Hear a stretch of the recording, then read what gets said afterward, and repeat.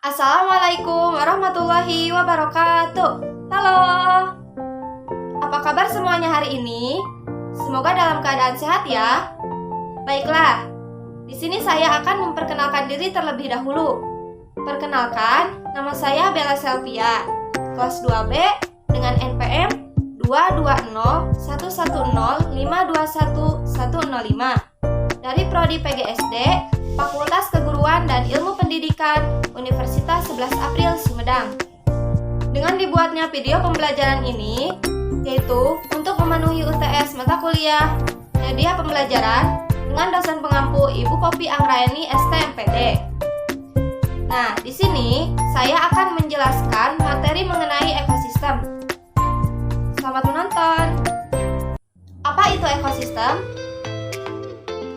Ekosistem adalah sebuah sistem ekologi yang dibentuk dari hubungan timbal balik antara makhluk hidup dengan lingkungan sekitarnya.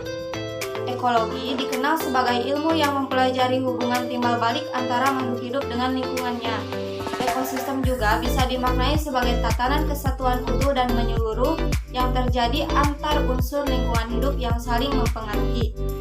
Lalu, tahukah kamu apa saja jenis-jenis ekosistem itu? Nah, selanjutnya saya akan menjelaskan mengenai jenis-jenis ekosistem. Jenis-jenis ekosistem terbagi menjadi dua, yaitu ekosistem alami dan ekosistem buatan. Ekosistem alami adalah ekosistem yang terbentuk secara alami tanpa adanya campur tangan manusia. Ekosistem alami dibedakan menjadi dua, yaitu ekosistem darat dan ekosistem perairan. Contoh ekosistem darat adalah ekosistem hutan. Contoh ekosistem perairan adalah ekosistem laut. Yang kedua, ekosistem buatan. Ekosistem buatan adalah ekosistem yang sengaja dibuat oleh manusia. Contoh ekosistem buatan adalah ekosistem akuarium, ekosistem sawah, dan lain-lain.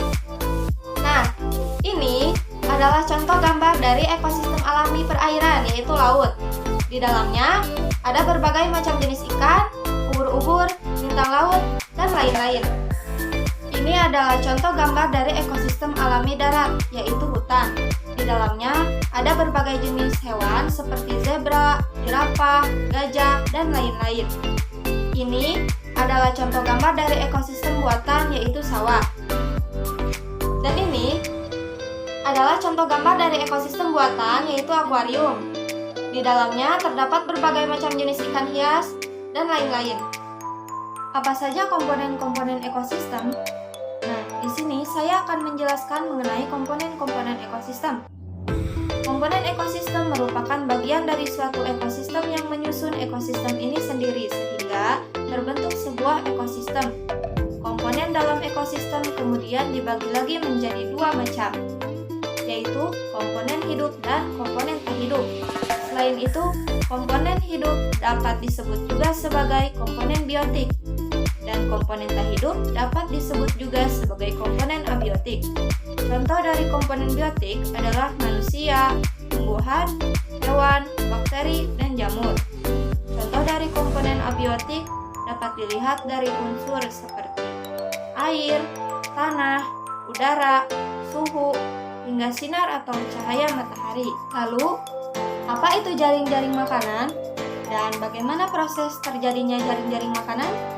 Nah, sebelum ke jaring-jaring makanan, berarti kita harus tahu terlebih dahulu mengenai rantai makanan. Yang pertama, saya akan menjelaskan pengertian dari jaring-jaring makanan. Jaring-jaring makanan adalah gabungan dari rantai makanan yang saling berhubungan dikombinasikan tumpang tindih dalam suatu ekosistem.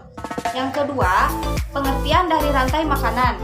Pengertian dari rantai makanan adalah peristiwa makan dan dimakan antar makhluk hidup dengan urutan tertentu. Dalam suatu rantai makanan terdapat makhluk hidup yang mempunyai peran sebagai produsen, konsumen, dan dekomposer atau sering disebut sebagai pengurai.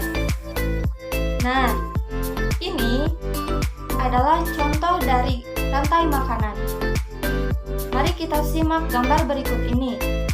Contoh rantai makanan pada gambar berikut ini terdiri dari rumput, belalang, katak, ular, elang, dan juga dekomposer atau pengurai. Pada gambar ini, rumput yang berperan sebagai produsen akan dimakan oleh belalang, yang berperan sebagai konsumen tingkat pertama. Lalu, belalang akan dimakan oleh katak yang berperan sebagai konsumen tingkat kedua. Dan katak akan dimakan oleh ular yang berperan sebagai konsumen tingkat ketiga. Lalu ular akan dimakan oleh elang yang berperan sebagai konsumen tingkat keempat. Lalu, pada akhirnya elang tersebut akan mati dan diuraikan oleh decomposer atau pengurai, yaitu jamur. Nah, selain contoh dari gambar rantai makanan yang sudah saya jelaskan tadi, saya akan menjelaskan gambar jaring-jaring makanan, seperti gambar berikut ini. Dalam gambar ini terdapat gambar tanaman padi, lalu tanaman padi akan dimakan oleh tikus, belalang, dan ulat. Sementara itu, ulat dan belalang memakan tumbuhan yang lainnya, seperti pohon pada gambar di samping. Lalu ulat dan belalang akan dimakan oleh ayam, tikus akan dimakan oleh ular dan elang. Kemudian belalang dan ulat juga akan dimakan oleh katak.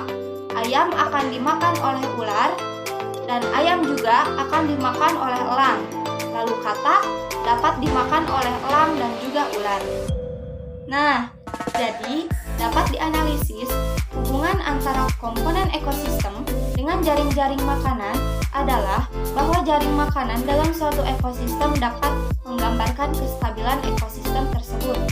Jaring-jaring makanan membantu tetap terkendalinya pertumbuhan makhluk hidup dalam ekosistem. Lalu, di sini saya akan mengambil kesimpulan dari pemaparan materi. Kesimpulannya yaitu, ekosistem adalah sebuah sistem ekologi yang dibentuk dari hubungan timbal balik antara makhluk hidup dengan lingkungan sekitarnya. Komponen-komponen ekosistem terdiri dari komponen abiotik dan komponen biotik. Jaring-jaring makanan adalah gabungan dari rantai makanan yang saling berhubungan dikombinasikan tumpang tindih dalam suatu ekosistem. Hubungan antara komponen ekosistem dengan jaring-jaring makanan adalah bahwa jaring makanan dalam suatu ekosistem dapat menggambarkan kestabilan ekosistem tersebut.